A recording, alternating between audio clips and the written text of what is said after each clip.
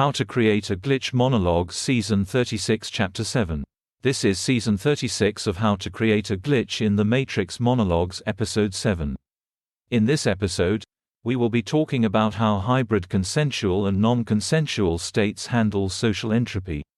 In our episodes on emotional calibration, we talked about how media is used to channel social entropy into existing social classifications. These social classifications manifest as ideological struggles between the corresponding groups so defined. Thus, whenever someone generates entropy in the system, it is dealt with by channeling those individuals into existing ideological classifications or antithetical groups. These ideological struggles are then gradually resolved through dialogue between the dialectical groupings.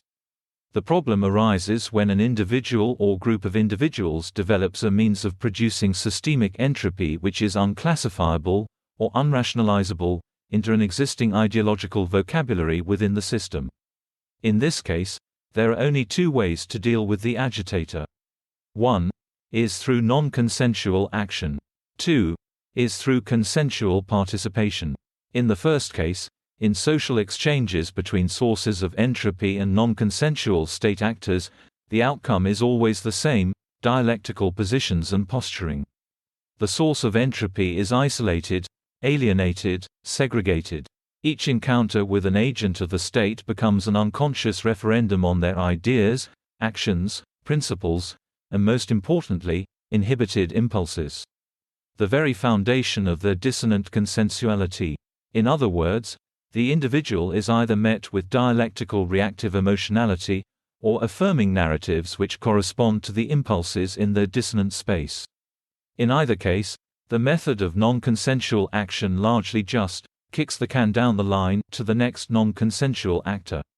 Unintegrated individuals cannot be integrated against their consent.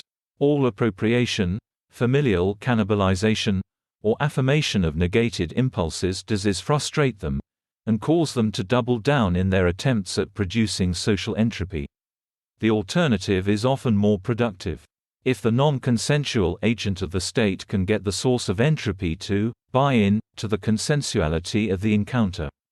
If they can compel cooperation with the conventionalities that form the basis for a dissolution of the dissonant space, namely appropriate posture, posing, mirroring, vocal intonation, facial expression, then they can generate a conjoined consensuality and an integrated state for the source of entropy. Ultimately, the system does not know how to deal with sources of entropy which represent something fundamentally new, resistant to classification, fundamentally non-ideological, non-partisan. As a result, the system devises more and more elaborate scenarios to compel integration and thus a conjoined consensuality through conventionality. On the whole, the state has something to offer: a source of entropy, recognition, an abridgment of isolation, alienation, segregation. Escape from the never-ending cycle of judgment represented by the unconscious dialectical reactions of non-consensual actors to their objectives. The mechanism in the two cases is fundamentally automatic, almost mechanistic. Imagine each non-consensual state actor is like a puzzle with a particular conformation corresponding to it. As a source of entropy which is fundamentally new, you are the puzzle piece that doesn't fit.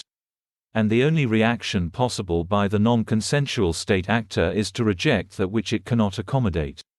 But, as one generates one's own narratives, compelling the system to recognize your particular uniqueness, the entropy which you represent, eventually they will realize the fundamental failure of their attempts to rationalize you, equalize you, by force, imposing upon you a classification which doesn't meet the specific dissonant space in which you reside. The only other option is to offer you something, as a carrot. To bring you into the bounds of conventionality through incentive. They must make it at least appear that you will not be rejected. And your consent follows. And a conjoined consensuality. That's the end of the podcast for today. If you enjoyed it, please like, comment and subscribe.